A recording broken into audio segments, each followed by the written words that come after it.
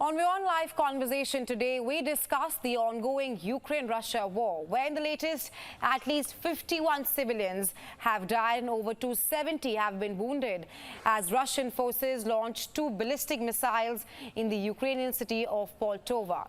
The attack is one of the deadliest strikes of the 2.5-year war. To talk more on this and a lot more, we are now being joined by Ruslan Bortnik, Director of the Ukrainian Institute of Politics. He's joining us live from Ukraine. Thank you for joining us on WION, Mr. Bortnik.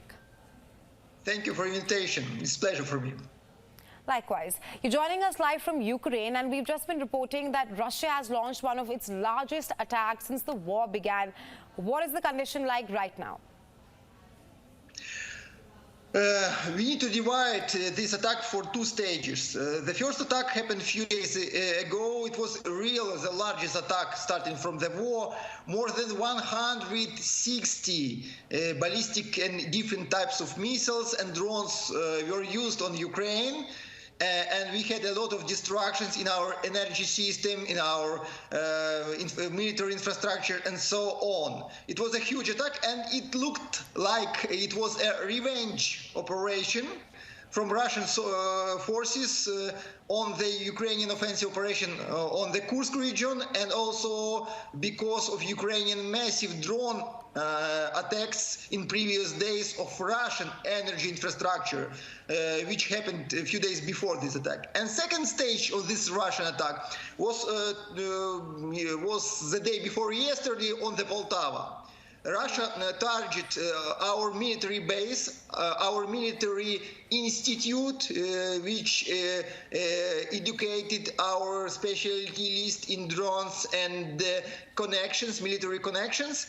And we lost there more than 52 persons and more than 300 wounded. And a lot of soldiers are disappeared in this attack. We are still looking for there. Right, Mr. Bortnik, earlier we were seeing how Ukraine had gained pace in its incursion in Kursk region and was when compared to Russia. Talk to us about how suddenly there's a renewed energy and assault by the Russians on Ukraine. Do you think that this has happened since the crash of the F-16 fighter jet in Ukraine? Ukraine has a huge support from our Western allies, financial support and equipment support for renewation and restoration of our energy system. We are talking about tens of billion United States dollars, but at the same time we are not able to restore it to the previous stage, and after every attack our energy system, electricity system is going down, and we have a lot of shortages. For example, now I'm in Kyiv, and in Kyiv we have no electricity near 10-12 hours during the day. It's very much. It's very much because of these strikes. We have no enough anti-aircraft system, anti-missile system, and it was one of the main demands of Ukraine to Western allies. And our energy system is not defended enough for such a big strikes. Right. In the past few weeks, we've seen Russia intensifying its targets and attacks in Ukraine. You're joining us live from Kiev. Talk to us about how life is going on in Ukraine right now, and what are the precautions that Ukrainians are taking, because clearly the war doesn't seem to end anytime soon. Ukrainian people are very brave people, so we are trying to continue our ordinary life. Everything is working: transportation system, educational system. For example, my kids every day go to school.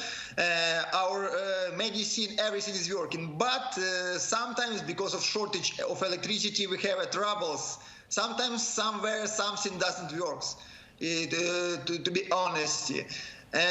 But we have a lot of time spent from beginning of the war, and we made some behavior in this situation also.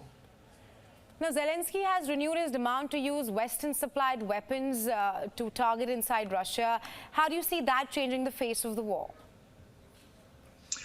Oh, it's a very difficult question. It's not easy, and my answer will not be easy. I think its demands not only about the long-range rockets, which could help Ukraine to target Russian military bases, Russian energy resources, and Russian aerodromes, airports, and so on.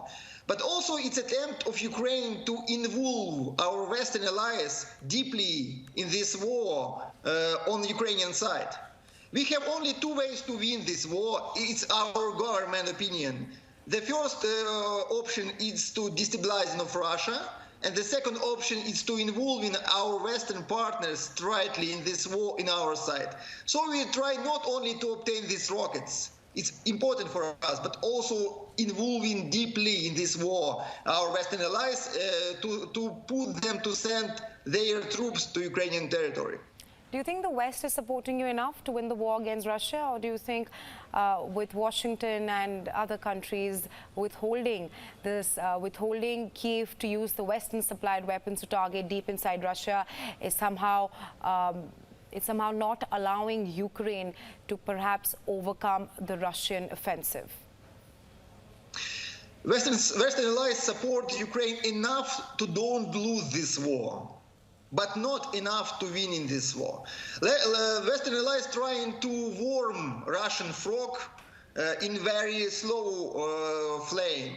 But at the same time, they're trying to don't push Russia to the nuclear escalation and so on. And they use a very limited resources to support Ukraine. Thank you so much for joining us on WION with your insights. Thank you, Chris.